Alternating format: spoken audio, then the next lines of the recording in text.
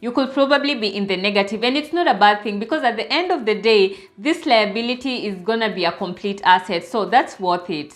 Hi everyone, welcome back to my channel. I hope you're doing great. If you're new here, you're very welcome. So today's topic is simple steps to organize your finances. Being disorganized when it comes to your finances can really stress you out, but it doesn't always have to be so. With just a little effort and a few simple steps, you can take charge and start keeping your finances organized. So I'm gonna share with you a few simple but key steps to help you get started. So the first step is to identify your key bills and prioritize them. Prioritizing your bills will help you to identify where you can cut costs. It should also help you to figure out if you need a supplementary income. So if your bills are more than your income, then you need to figure out a way to earn more income. When prioritizing, make sure the bills with the most severe consequences when not paid are at the top of your list. So for example, your rent and utilities, these are bills that if not paid, you will not be able to meet your most basic needs. So put them at the top of the list. Your priority should also be debts that if not paid on time might have lasting negative impact. So for example, if you don't pay your mortgage on time, it means that your home might go foreclosure, and this will also affect your credit score. So these are the things you should have at the top of your list. The other thing you want to have at the top of your list are debts which have very high interest rates and those which have very high fees for late payment. So these are things you want to get rid of very fast, so put them at the top of your list and try to pay them off as soon as possible. The second step is to know your worth. Not so many people know their net worth, and your net worth in simple words is the value of the assets that you own, excluding the liability that they owe. And if you have anything that has monetary value, then that is an asset. You have assets and you have liabilities. Liabilities are obligations that drain resources. So for example, you have a house. The house is an asset, but the mortgage you're paying, that is a liability. Loans are also liabilities. It's easy to assume you're rich just because you have this and that, but if you calculate your net worth and look at the assets as well as the liabilities, it's very much possible that you're in the negative. So for example, if you're paying off a house and we check what you currently have and what you still have to pay, you could probably be in the negative, and it's not a bad thing because at the end of the day, this liability is gonna be a complete asset, so that's worth it. So calculate your net worth and figure out where you really are financially. This will really help you choose how to spend your money. A good way to do this is to centralize all your finances in a way that shows everything that you have and everything that you owe.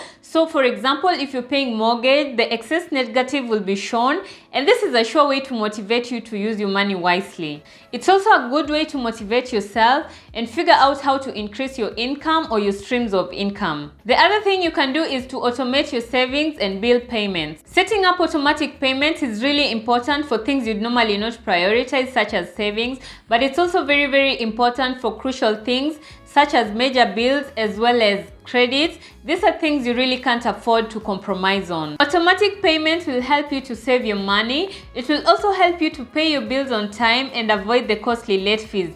Costly late fees are some of the things that eat so much into your money. When you're setting your automatic payments, remember your priority list. But also remember that if you're gonna need some money during the month here and there, do not automate everything. The other thing you can do to organize your finances is to have a debt clearance plan. Debt that you can't manage is one of the worst financial nightmares, and so clearing your debt is one of the best things you can do for yourself. It really has so many benefits. First, it reduces the emotional burden and the constant worry that comes with debt. It also helps you save so much money on the interest paid over a longer period of time. It can improve your credit score. It can also help you focus more on saving and investments. So if you're really committed to financial change and you have several debts that you want to pay off, you can use a debt management plan, and this allows you to make one single payment per month that covers for all the debts or pays for all the debts at the same time. It makes the payment much easier and makes the debt elimination process much faster. However,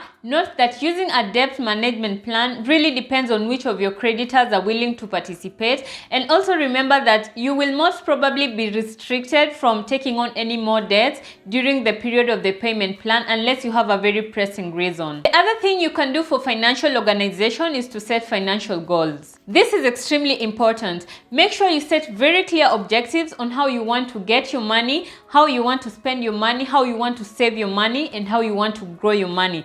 So make sure you have short-term goals as well as long-term goals. It is especially important to figure out what is important for you and use that to set your financial goals. So it could be paying off your debt, saving for retirement, setting up an emergency fund, and so on. Figure out what is important and make that a priority. Having clear and specific financial goals will influence your money habits positively and also open your mind to new possibilities. So for example, creating new streams of income. It can also help you to focus on what's very important and eliminate money wasters. So for starters, you can use simple money rules, for example, the 70-20 rule or the zero-based budget rule, and stick to them. This will offer you some financial structure to begin with. So those are some tips to organize your finances. You can also check out my video on financial habits you should develop today. If you enjoyed this video, give it a like and comment in the comment section below. Also remember to subscribe and hit the notification bell. It is free of charge. Thank you for watching. See you in the next video.